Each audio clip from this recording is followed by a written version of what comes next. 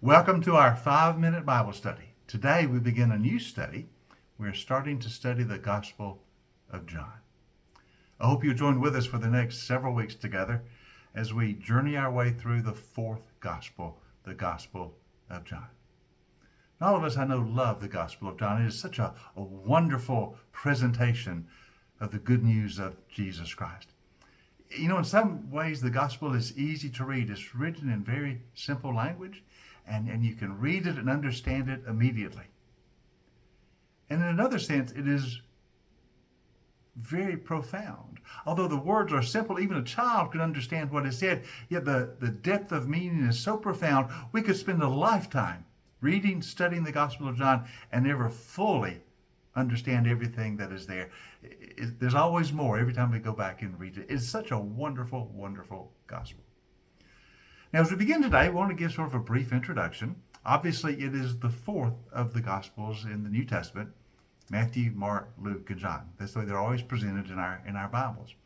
More than likely, John was the last of the Gospels written. Now, we don't know that for sure, but most of the speculation and most scholarship believes that this Gospel was written after the other three.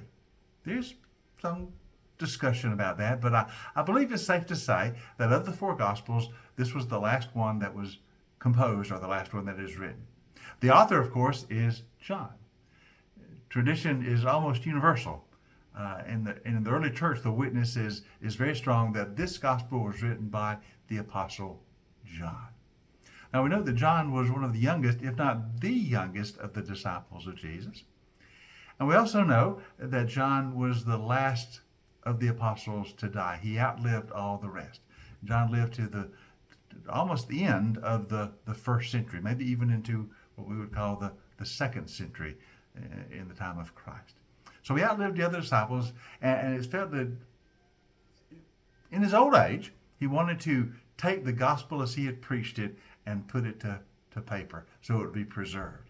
So it's a strong feeling that he wrote the gospel after the other three, that Matthew, Mark, and Luke all wrote their gospels before John did. Now, it's different than the other gospels. And the reason being that Matthew, Mark, and Luke, they tell the story of Jesus with a strong focus on his ministry in Galilee. And then their emphasis on Jerusalem is toward the end of Jesus' life as he came to Jerusalem and was crucified and then rose again. But the strong emphasis of Matthew, Mark, and Luke is on the ministry in Galilee. John, however, places more emphasis on the times Jesus was in Judea, or an area around Jerusalem. Most of the focus there talks some about his ministry in Galilee, but not nearly as much so as the ministry in Judea, or in the Jerusalem area. Also, John gives a lot more attention to the conversations, the deep conversations that Jesus had with his disciples. It may be that after Matthew, Mark, and Luke had already been written, and John was familiar with them, that he wanted to focus more on the ministry of Jesus in Judea, around Jerusalem, and also spend more time talking about those very personal conversations that Jesus had with his disciples. John gives us a wonderful look into the meaning of Jesus' ministry. Not only tells us what Jesus did, as all the Gospels do, but he also focuses on what the full meaning of his actions were. He explores the depths of the meaning of Jesus' ministry. So as we read John's Gospel, we see into the very heart of Jesus and come to a profound understanding of what the mission of Jesus and the ministry of Jesus was all about. Now, toward the end of the Gospel, John makes it quite clear what his purpose was in writing. In John chapter 20, verses 30 and 31, as he's nearing the end of the composition of his Gospel, John tells us why he put all this to paper, why he wrote this, why he recorded the acts and the teachings of Jesus. Notice what he says. We're in John 20, verses 30 and 31. He says, Jesus performed many other signs in the presence of his disciples, which are not recorded in this book. Basically, he's telling us, listen, I couldn't tell you everything Jesus did, but I've given you enough that you might know who Jesus is. So there were many other signs similar to the ones I told you about.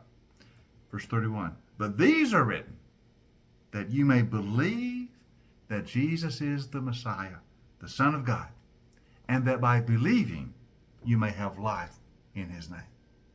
John is saying, I've written this gospel, recorded the ministry of Jesus so you'll know it, so you will know and come to believe that Jesus is the Messiah. He is the Son of God, and that you'll put your faith in him.